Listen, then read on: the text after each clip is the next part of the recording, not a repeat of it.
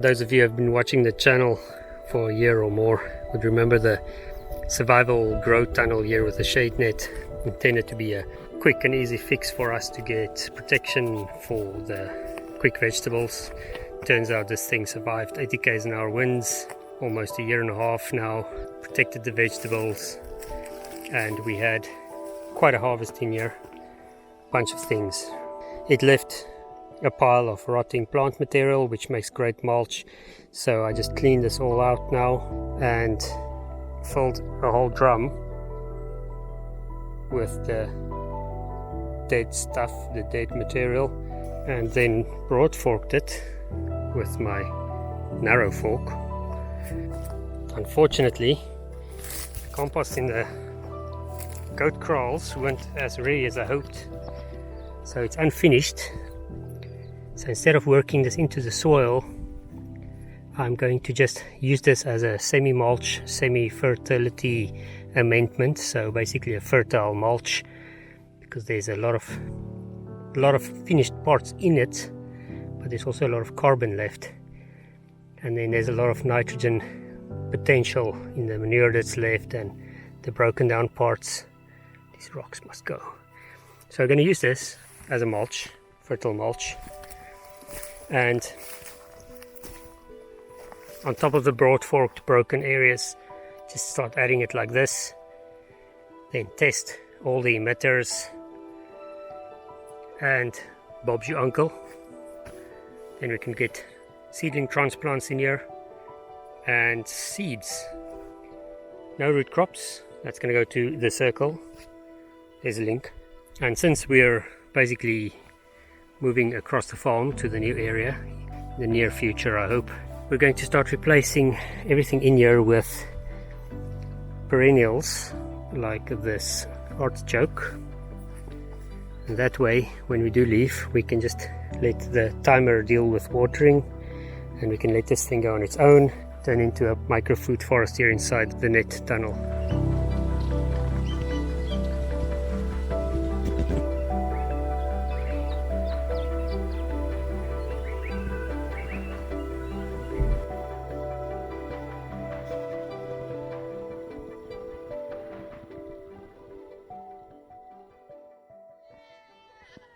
Now, we had some rain 2 days ago. The prediction was around 7 mils. We ended up getting 33 millimeters.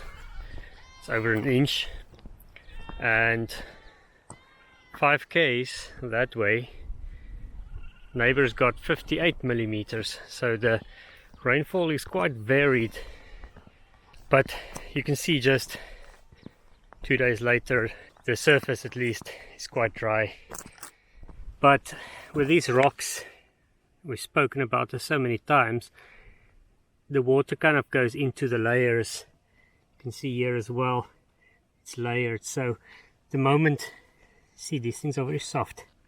The moment you start opening them up, it's moist.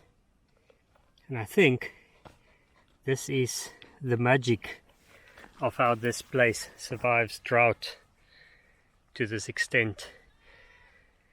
And if you look back to videos 2 years ago, this was pretty dead.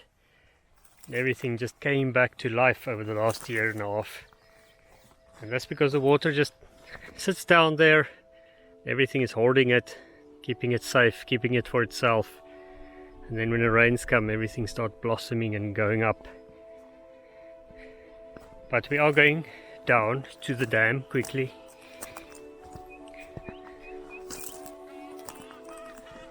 Now we've got some avian friends. The dam did not really get much, even though 33 millimeters is quite a lot. There's not a lot of inflow that happened in the dam. It came up a little bit, maybe an inch, 2.5 centimeters. But Lucino. But the reason the inflow didn't flow is that usually when we get hard rains and they're sudden, there will be quite a bit of surface flow, and it will run down the hills and it will come down and flow into the dam quite strongly. Usually we can hear the inflow from over here, but with the 33 millimeters coming down over a period of 24 hours, you don't get that surface flow and the dam doesn't fill up. However, it is pretty good. We're not losing much water here. The sides are starting to get covered by all kinds of things that the birds are carrying in. Natural seed dispersion here, the stuff in there, the reeds and the grasses that was brought in by the birds. And well, here's a good example. Something was digging here and you can see that it's almost wet in there. So the dam water is soaking in. It is nourishing and replenishing this whole area. We could almost walk through all of this when we started building the dam. Now it's all covered. It's like a cave in there. You can't even get in there. It's pretty good, and we are pretty impressed and happy with how this is going. So I'll keep doing little dam updates. It's very slow, it's iterative, but eventually all of this will be a nice haven for wildlife. You can see there behind the wall how things are starting to push up.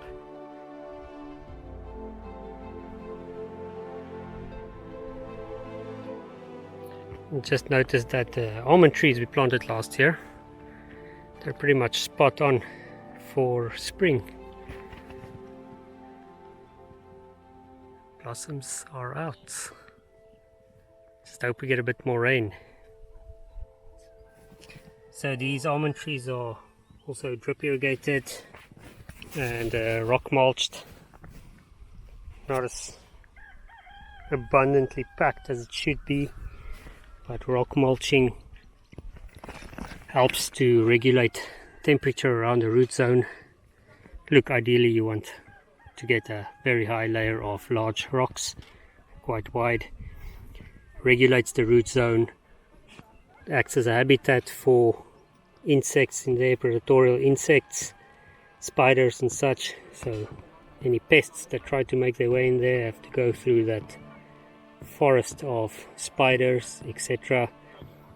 Mice also tend to live in the rocks, so their urine and manure drops in there as well. And like I said, then at night when it gets cold, the rocks act as a bit of a thermal battery. So this really is a nice proven way, works very well for us, rock mulching. This is not a good example, so if you're going to do this, then just get a nice big circle, nice solid big rocks, pack it down there as high as you can, say 20 or 30 centimeters high, knee high if you can. It will definitely pay off for your trees.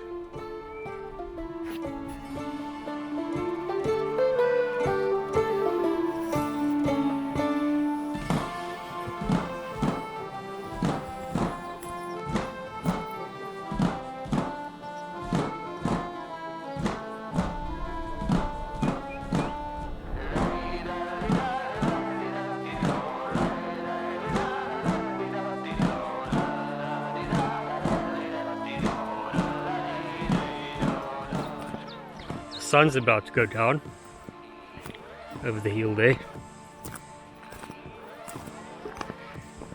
Cabin is already in the shade. Our camping spot, really, our permanent camping spot. So before it gets dark, just quickly going to feed the goats. They did not have a chance to go out today, so I'm going to go dump some lucerne, some alfalfa in there in bale form, give them a bit of supplemental pellets, and then call it a day. Just a little word on the oats. These things really did do their job.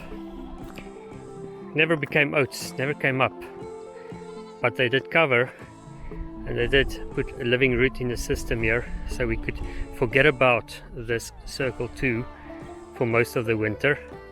The cold kept it down, but the soil at least has been moist and covered and somewhat protected for almost all of the winter.